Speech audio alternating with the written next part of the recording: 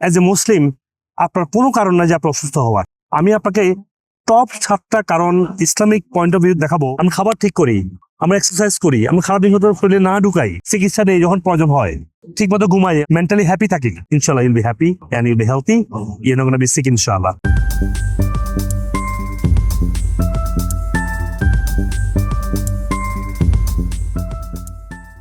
আসসালামু আলাইকুম ওয়া রাহমাতুল্লাহ। সুপ্রিয় দর্শক মণ্ডলী, আপনারা আমার ভিডিও শুনছেন, দয়া করে অবশ্যই ফলো এবং সাবস্ক্রাইব করে ফেলুন এবং কমেন্ট সেকশনে আপনি লিখুন আপনার যে কোনো কিছু জানার থাকলে, এবং আপনি এর পরবর্তী কি ভিডিও চান সেটাও লিখে ফেলুন এবং অবশ্যই ভিডিও সবার সাথে শেয়ার করুন, যাতে করে প্রত্যেকে আমার কথাগুলো থেকে উপকৃত হতে পারে ইনশাআল্লাহ।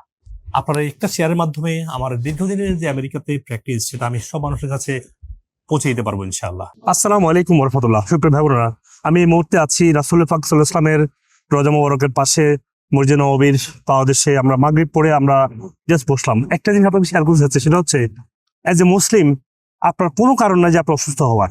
আমি আপনাকে টপ 7টা কারণ ইসলামিক পয়েন্ট অফ ভিউ দেখাবো, যেটা সায়েন্স রিসার্চ করে প্রমাণ করেছে যে মানুষ যারা মুসলিম, যারা অন্তত তারা অসুস্থ হতে পারে না। কারণ ইসলামে শারীরিক, মানসিক এবং আত্মিক কম্বিনেশনের জন্য যে কোরআন, হাদিস এবং রাসূল সাল্লাল্লাহু আলাইহি ওয়াসাল্লাম তার জীবনে প্রত্যেক ক্ষেত্রে দেখিয়ে দিয়েছেন কি হতে হবে, কিভাবে চলতে হবে, কিভাবে মাইন্ডকে ফিল করতে হবে, কিভাবে ব্রেনকে ক্লিন করতে হবে, ইমোশনালি এবং মেন্টালি কিভাবে ওয়েলবিং থাকতে হবে। এবং সায়েন্স প্রমাণ করছে সেম থিং।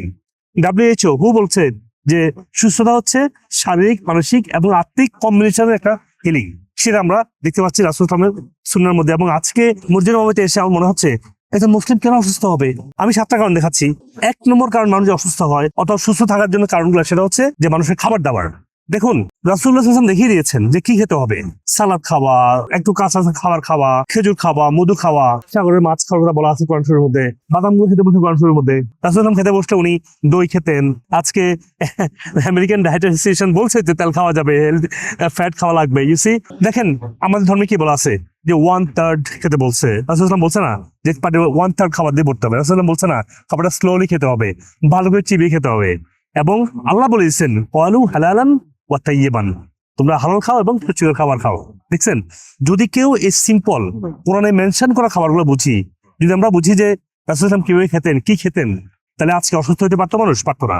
এবং 2 নম্বর কারণ যদি বলি, সেটা হচ্ছে যে ফিজিক্যাল অ্যাক্টিভিটি।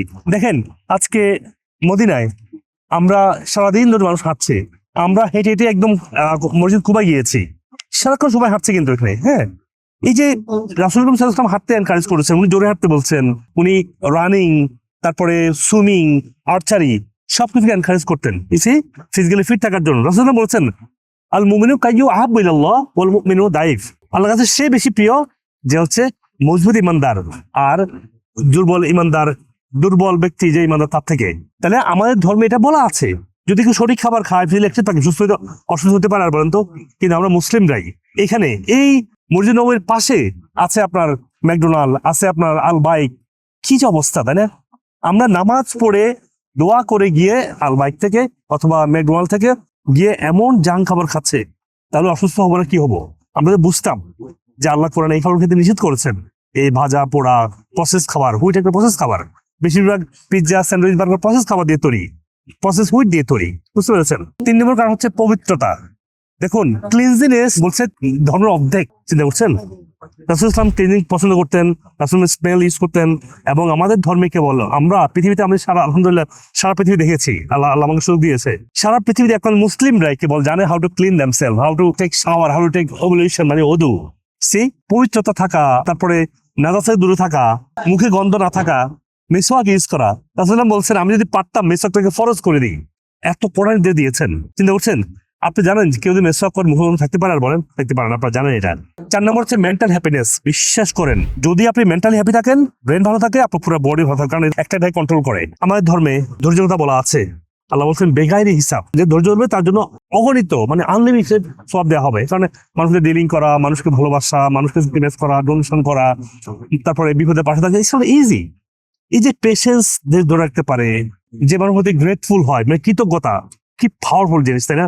আপনি যে কৃতজ্ঞ হন, আপনার দেখেন দিন শেষে আপনি কৃতজ্ঞতা, আল্লাহ আমাকে সুন্দর দিন দিয়েছ, কি চমৎকার ঘুম হবে আপনার, চমৎকার ঘুম হবে আপনার, কারণ আপনি গ্রেটফুল হয়েছেন, আপনি একটা মানুষের কৃতজ্ঞতা দেখিয়েছেন। আল্লাহ বলছেন লা ইন শাকারতুম লা আযিদান্নাকুম, তোমরা কৃতজ্ঞ না হও তোমরা মানে কখনো আমার প্রিয় হতে পারবে না। যারা অকৃতজ্ঞ তাদের কথা বলছে আল্লাহ বলছে আমি কঠিন পানিশমেন্ট দিব, সো বি কেয়ারফুল।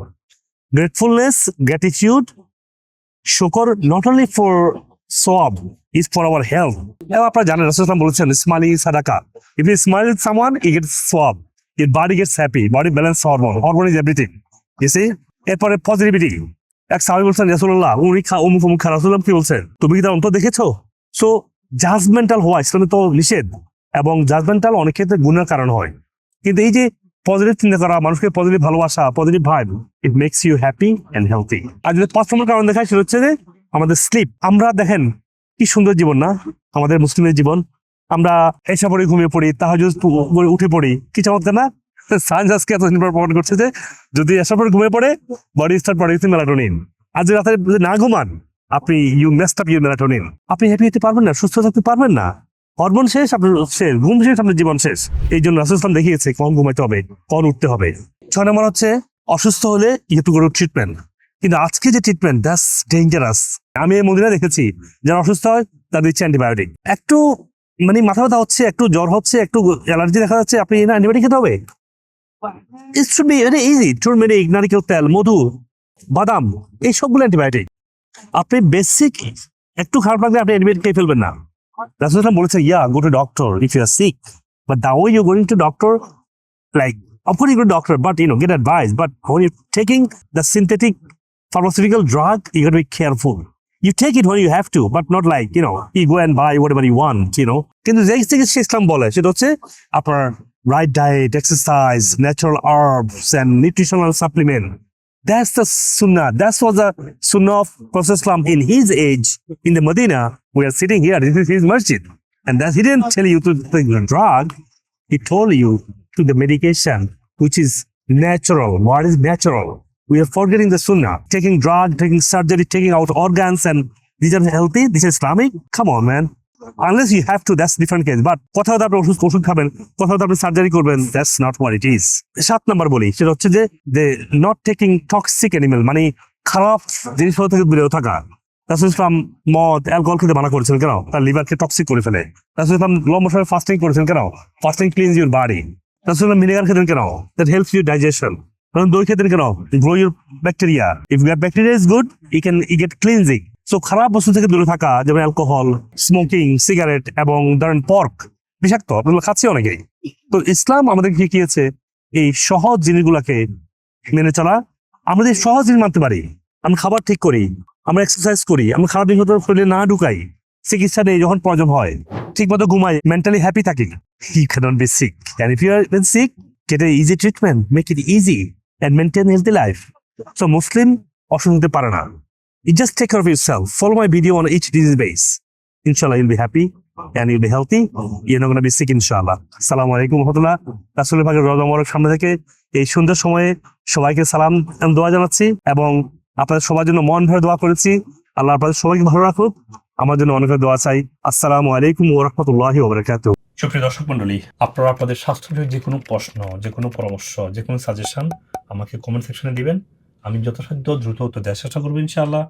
আপনাদের পরামর্শ অনুযায়ী আমি পরবর্তী ভিডিও এবং টপিক ঠিক করতে পারবো। মনে রাখবেন, আপনাদের দোয়ায়, ভালোবাসায় এবং পরামর্শে আজকে আমি ডক্টর মুজিবুল হক আমাদের যে কোনো ব্রাঞ্চে, সেটা বাংলাদেশে হোক, আমেরিকাতে হোক, যে কোনো ব্রাঞ্চে আপনারা আসবেন, আমেরিকা থেকে ট্রেন এবং আমার ট্রিটমেন্টটা পুরোপুরি ট্রেন হয়ে তারা আপনাকে এই ইন্টিগ্রেটিভ পদ্ধতি চিকিৎসাটা দিচ্ছে। সব রোগের জন্য একই ডায়েট না, একটা রোগের সাথে আপনার আরেকটা রোগের সম্পর্ক আছে। ধরুন আপনার কোথাও ইন্টেস্টাইনাল রোগ হলো, রোগটা আসলে আপনার ব্রেন, ডাইজেশন এবং লিভার সাথে সম্পর্কিত। তো যে কোনো সমস্যা আপনাকে এই হোলিস্টিক পদ্ধতিতে সুস্থ হওয়া দরকার হয়। আপনার ডিপ রুট থেকে হিলিং হওয়ার জন্য আপনাকে সার্টেন টাইম প্রয়োজন হয়, কারণ ফার্স্টে ক্লিনজিং বা ডিটক্সিং, তারপর এটাকে হিলিং, তারপর এটাকে মেনটেনেন্স, এই 3টা ফেজে আপনাকে সুস্থ হতে হবে। আপনি আমার যদি মিনিমাম 2 ইয়ার্স, না পারলে 1 বছর, অ্যাটলিস্ট 6 মাস কনস্ট্যান্ট ফলো থাকবেন, দেখবেন যে কোনো রোগ থেকে, যেভাবে আজকে সায়েন্স ডিসকভার করছে যে রুট কজ থেকে সুস্থ হওয়া সম্ভব, এবং যেটা আমাদের নবী করিম সাল্লাল্লাহু আলাইহি ওয়াসাল্লাম বলে গিয়েছেন। আল্লাহ হাফেজ, আসসালামু আলাইকুম ওয়া রাহমাতুল্লাহি ওয়া বারাকাতুহু। আমি প্রায় 30 বছরের মতো আমার ডায়াবেটিস, ওনার পরামর্শ অনুযায়ী চলার পরে সম্পূর্ণ ডায়াবেটিস মুক্ত হই। I know we still have to be following up and everything, but for right now, my numbers are normal now. My creatine is only 66. That was much higher before. 66 actually is in normal range. সবচেয়ে বড় সমস্যা ছিল diabetes, দুর্বলতা, হজমের সমস্যা, এগুলো ছিল। মোটামুটি আপনার পথ অনুসরণ করার পরে ইনশাল্লাহ অনেক কিছু ডেভেলপ। আমার কাছে এখন এত ভালো লাগে, আমি দৌড়াতে পারি স্যার রীতিমতো। আমাকে যদি বলেন যে ঢাকা থেকে রান করতে হবে মানিকগঞ্জ যাওয়া, কোনো ব্যাপার নেই। আগে যেভাবে ছিল সেটা আমি 1000% আমি মনে করি কোনো ওষুধ ছাড়া। আপনার এই ক্রিটিনিনের পয়েন্ট ছিল প্রায় 27 এর মতো। কিডনি আমার 3টা ডায়ালিসিস হয়েছে। আর ডায়ালিসিস 3টা করছেন, আলহামদুলিল্লাহ ভালো লাগছে না? আর লাগছে না। I'm feeling like I'm gonna die every day. I just cry. I had to go to toilet 4-5 times a day. Nowadays, I'm good, alhamdulillah. আপনার যে ট্রিটমেন্ট বা সাপ্লিমেন্টস এটা ইউজ করে ইন দ্য লাস্ট 3 মান্থস আমার 95% better. আলহামদুলিল্লাহ, সবার দোয়ায় আমি এখন অনেক ভালো আছি, অনেক সুস্থ আছি। আমি, আমার হাজবেন্ড, আমার মেয়ে 3 জনকেই পিটাচ্ছে, এরকম মানে ভয়াবহ ছিল। আলহামদুলিল্লাহ এখন একদম কথা বলে বোঝানো যায়। আমি 8 বছর স্টেরয়েড নিয়ে। দেখেন এই যে দেখতে পাচ্ছেন এই যে আগে কেমন ছিল, এখন দেখেন এখন অবস্থা কেমন হচ্ছে। এখন তো আমি অনেক ভালোই আছি। এই বয়সে এসে যে এত আমি ভালো হয়ে যাব এটা আমার চিন্তার বাইরে। Good luck, give me high five. Say bye bye to the doctor. Yeah.